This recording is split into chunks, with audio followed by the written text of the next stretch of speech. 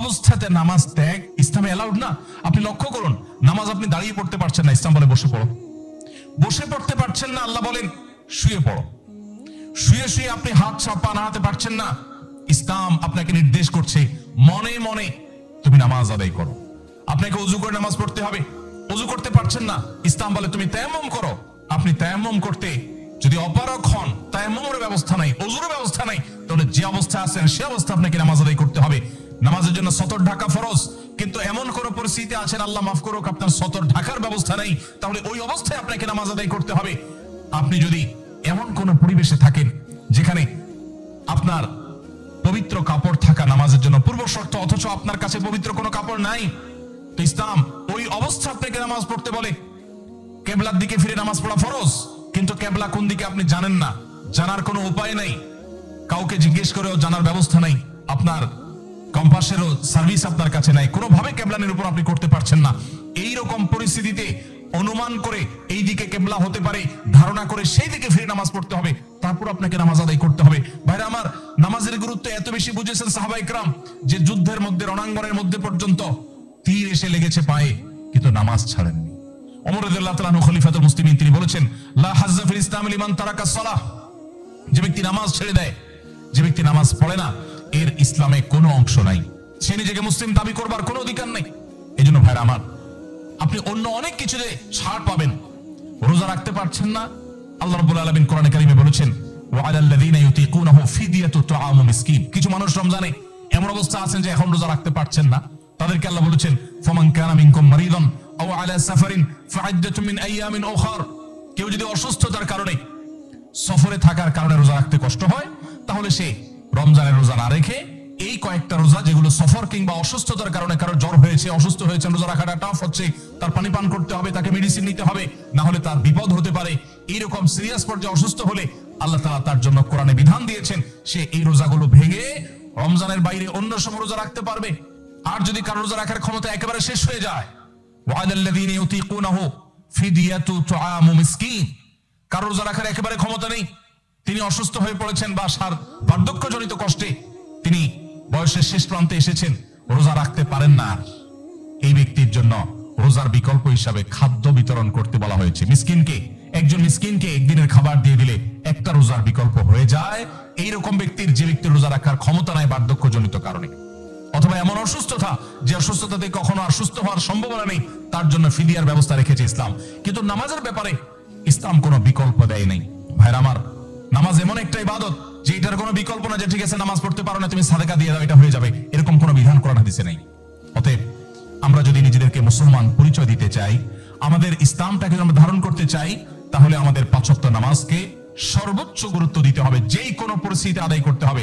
অনেক সময় হীনমন্যতা কাজ করে যে আমার এখানে কেউ মুসলমান না, আমি একা মুসলমান, একা নামাজ পড়লে সবাই তাকায় থাকবে, নামাজের কোনো আলাদা জায়গা নাই, তো তাকায় থাকবে। তাতে আমার যদি একটু হেজিটেশন হয়, আমি যদি একটু অস্বস্তিতে পড়ি, আমি যদি একটু লজ্জাস্কর পরিস্থিতিতে পড়ি, তারপরেও সেটাকে আমার মেনে নেওয়াটা আমার ঈমানের দাবি। আমি জান্নাতটা আল্লাহর কাছে কোন মুখে চাইবো?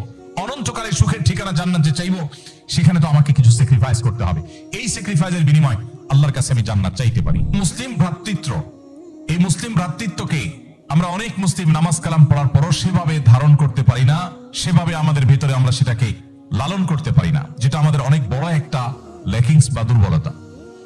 অ্যাজ এ মুসলমান, আমরা গোটা পৃথিবীর সমস্ত মুসলমানদের সুখে সুখী হওয়া, গোটা বিশ্বের সমস্ত মুসলমানদের কষ্টে কষ্ট অনুভব করাটা আমাদের নৈতিক দায়িত্ব। দুর্ভাগ্য আমাদের, গোটা বিশ্বের অন্য ভাষাভাষী মুসলিম তো পরের কথা, আমার স্বদেশী, আমার ভাষার যে সমস্ত মুসলিমেরা আছেন তাদেরকে পর্যন্ত অনেক সময় আমরা আপন করতে পারি না, বা তাদেরকে ভাই হিসাবে আমরা ট্রিট বা জ্ঞান করতে পারি না। যে হাদিসটা আমি পাঠ করেছি, সে হাদিসে এই ইসলামী বা মুসলিম ভ্রাতৃত্বকে আরো বড় আকারে, বড় অ্যাঙ্গেলে দেখানো হয়েছে। নবী করিম সাল্লাল্লাহু আলাইহি সাল্লাম থেকে সেই হাদিসটি বর্ণনা করেছেন ইমাম মুসলিম রাহিমাহুল্লাহ, যেটা বর্ণনাকারী সাহাবী ছিলেন নোমান ইবনে বাশীর রাদিয়াল্লাহু তাআলা আনহু। তিনি বলেন, নবী করিম সাল্লাল্লাহু আলাইহি সাল্লাম ইরশাদ করেছেন, মাসালুল মুমিনিনা ফি তাওয়াদ্দিহিম ওয়া তারাহুমিহিম ওয়া তাআতুফিহিম মাসালুল জাসাদ।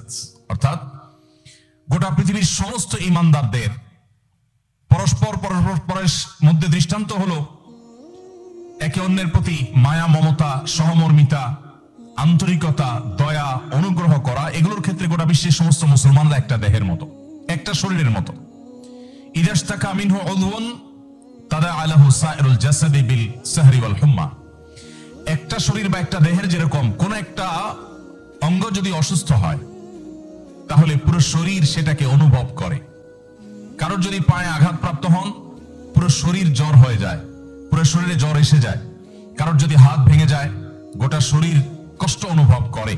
যদি কারোর শরীরে কোনো অসুস্থতা দেখা দেয় সে অসুস্থতার কারণে শুধুমাত্র সেই অঙ্গ নির্ঘুম থাকে না, পুরো শরীর নির্ঘুম থেকে যায়।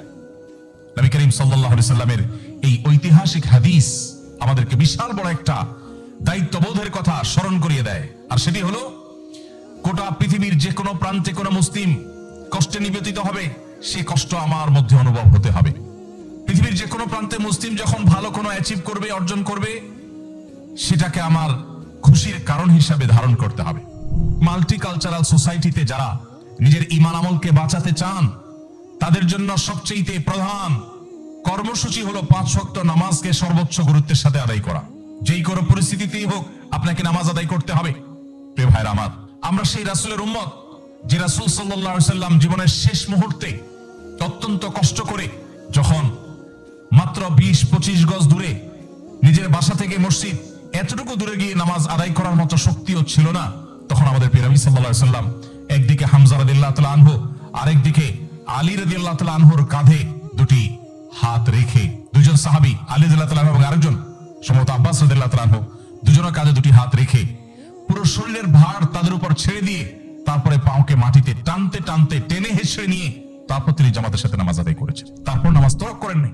ভাইরা আমার, নামাজকে যদি আপনি সেভ করেন, যত যাই হোক আমি নামাজ ছাড়বো না, এই প্রতিজ্ঞা যদি আপনি করেন, আল্লাহ তাআলা আপনার ঈমানকে, আপনার ইসলামকে অটোমেটিক সেভ করবেন ইনশাআল্লাহ। এজন্য ভাই, আপনি জব করছেন, চাকরি করছেন, আপনার পেশাবের জন্য, আপনার ওয়াশরুমে যাওয়ার জন্য যে সময়টা আপনি পাবেন ওই সময়টা থেকে বাঁচিয়ে হলেও আপনি